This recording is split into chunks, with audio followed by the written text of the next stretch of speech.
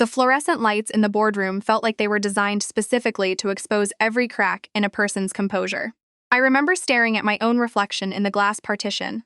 34 years old, senior financial analyst at Meridian Capital, 12 years of my life poured into that company. And thinking, he actually did it. He actually went through with it. Marcus had told me the night before, very calmly, over a dinner he'd ordered in rather than cooked. He set down his fork. He said my name. Just my name. Nothing after it. And then he told me that effective the following Monday, my position was being eliminated. Restructuring. The word landed like a stone into still water. I asked him to say it again. He did. Same tone. Same expression. The same face I had kissed that morning when I left for my run along the Rideau Canal. You're firing me, I said. From the company we built together. I'm restructuring the analytics team, he said. It's not personal. 12 years of marriage. 8 years of co-founding Meridian Capital with him when it was still operating out of a rented office in Canada with second-hand IKEA desks. Not personal. I picked up my fork and finished my salmon. I didn't cry. I didn't raise my voice. I poured myself more sparkling water and I thought, very clearly, don't react. Not yet. Think. What Marcus didn't know, what he couldn't have known, was that 3 weeks earlier, I had started to notice things. Small things. The kind that don't mean anything on their own, but start to form a shape when you line them up. A hotel receipt in his jacket pocket when I grabbed his keys. A contact in his phone saved under a vendor name I didn't recognize from our supplier list. A shift in the rhythm of our evenings, subtle enough that I'd almost convinced myself I was imagining it. I hadn't been imagining it. 2 days before that dinner, I'd logged into our shared cloud backup. The one we'd set up years ago for the business, where both our phones auto-synced documents and screenshots. We'd both forgotten about it, I think. Or at least Marcus had. I hadn't, because I'm the one who set it up, and I'm the one who managed our IT systems in the early years before we hired anyone. What I found there I didn't open all at once. I took screenshots of the folder structure, noted the file names, closed the tab, and called my sister Nora. Don't say anything to him, she said immediately. Don't change your behavior. Don't let him know you've seen anything. Nora is a family law paralegal in Ottawa. She has seen this kind of thing before. Call Diane Kowalczyk tomorrow morning, she said. She's the best family law lawyer in the city. Tell her I referred you. I wrote the name on a sticky note, pressed it into my wallet, and went back to making tea. So when Marcus sat across from me 2 nights later and told me I was being removed from my own company, I already knew what this was. It wasn't restructuring. It was preparation. He was trying to simplify the picture before the picture got complicated. Remove me from Meridian's payroll, reduce my standing as a co-founder on paper, create distance between me and the company's assets before a lawyer could argue I was entitled to them. He thought I would panic, that I would cry, or beg, or argue, or threaten, that I would give him something to use. I finished my dinner, thanked him for letting me know, and said I was tired and going to bed early. I heard him exhale slowly from the kitchen as I walked up the stairs. The next morning, I called Diane Kowalczyk at 8:55. Her assistant put me through at 9:10. I sat in my car in the parking lot of the Sobeys on Merivale Road and I told her everything.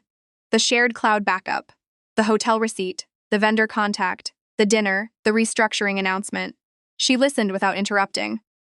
When I finished, she was quiet for exactly 4 seconds. Don't touch anything in that cloud backup, she said. Don't download, don't move, don't delete. I want a forensic IT specialist to access it directly so there's a clean chain of custody. Can you get me the login credentials? I could. Do you have access to your personal some from joint accounts? I did. I had always kept a personal checking account at Tangerine that Marcus didn't know about. Not for any suspicious reason. I'd had it since before we were married and I'd just never closed it. I moved a portion of my direct deposit there every month, the way my mother had always told me to keep something of your own. Good, Diane said. Don't touch the joint accounts. Don't give him any reason to claim you've been moving money. Just let things sit exactly where they are. He's removing me from the company, I said. Effective Monday, perfect, she said. And I could hear the slight shift in her voice that meant she was writing something down. That's going to be very useful. I want to explain what it feels like to walk back into a building you co-founded, knowing that the person who built it with you has been planning your removal. The lobby had a piece of artwork we'd bought together at a gallery in Wakefield, a large abstract piece in blues and grays that we'd argued about for 20 minutes because I thought it was too cold and he thought it was sophisticated. We'd compromised on the placement. It hung on the left wall instead of the center. Every morning for 8 years, I'd walked past it. That Friday morning, I looked at it and thought, I will need to note this in the asset inventory. I went to my office. I did my work.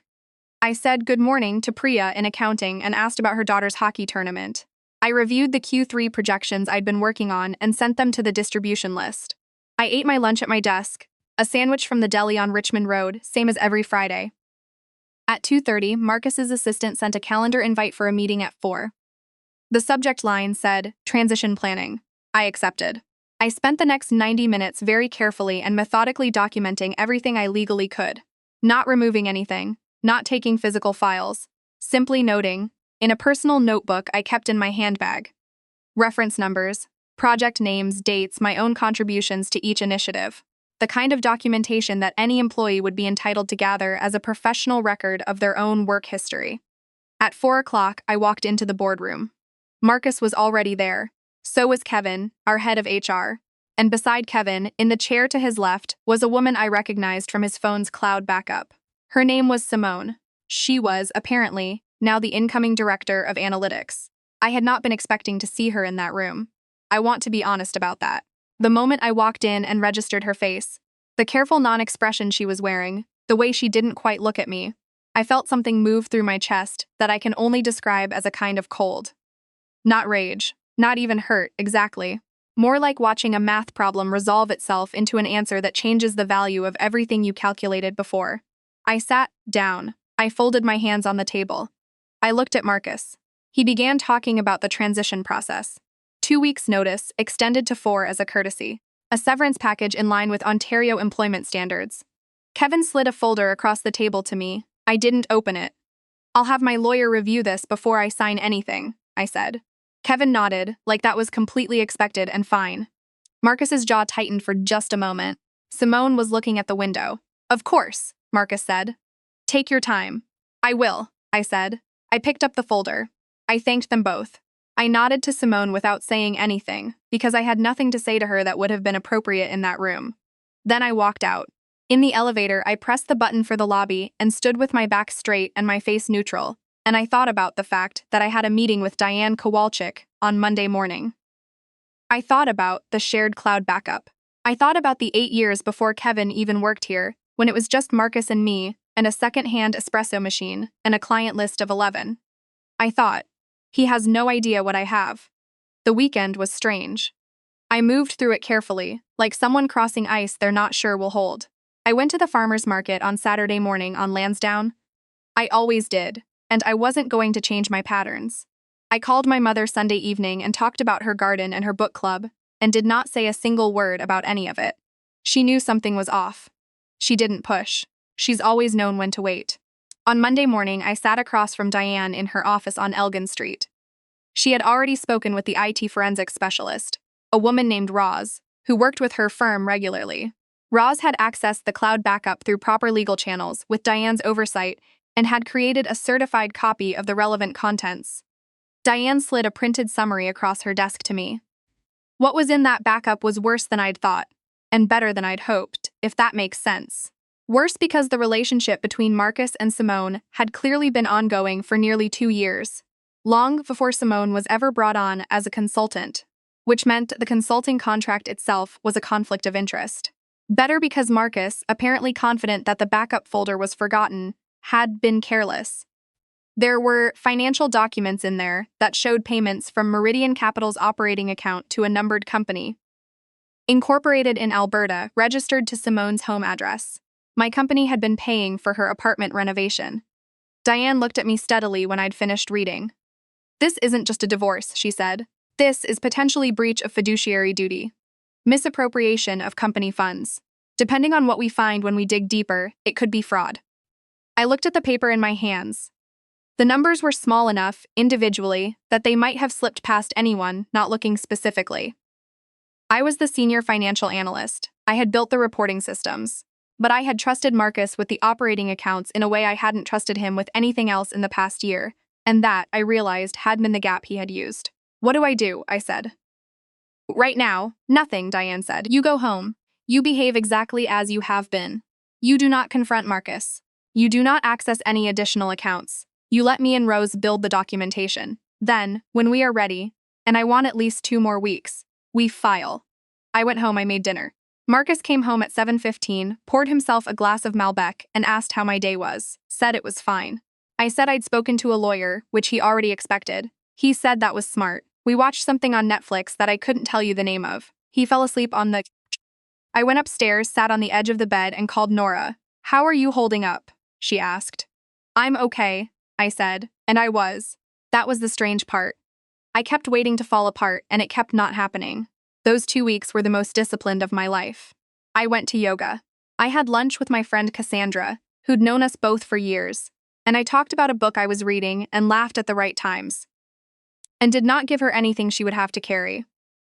I visited the National Gallery on a Tuesday afternoon and stood in front of the group of 7 paintings for a long time. I slept well, which surprised me. I think my body understood that the time for falling apart would come later, and that right now I needed to be very, very still. Diane called me on a Thursday afternoon. We're ready, she said. We filed the next morning. Not just the divorce petition, the full package. The divorce filing, the notice of claim regarding the company assets and co-founder stake, and a formal complaint to the Ontario Securities Commission regarding the potential misappropriation of funds from Meridian Capital's accounts. Given that Meridian had private investors whose interests were also affected. Marcus's lawyer called Diane that afternoon. I was at the grocery store when she texted me. I was standing in the produce section, holding a bunch of kale, when my phone buzzed. The text said, his lawyer reached out. They want to talk. He did not see the OSC complaint coming. I put the kale in my basket. I picked up a lemon. I moved on to the next aisle. The mediation took 6 weeks. I will not pretend it was easy. There were sessions where I sat across a table from Marcus and had to listen to his lawyer frame things in ways that made me feel like I was dissolving at the edges. There was one afternoon where I walked out of the mediator's office on Bank Street and sat in my car for 20 minutes, with the heat on before I could drive. I called Nora from that parking lot. She talked me through it, but here is what Marcus had not understood, and what his lawyer had to explain to him slowly over the course of those 6 weeks.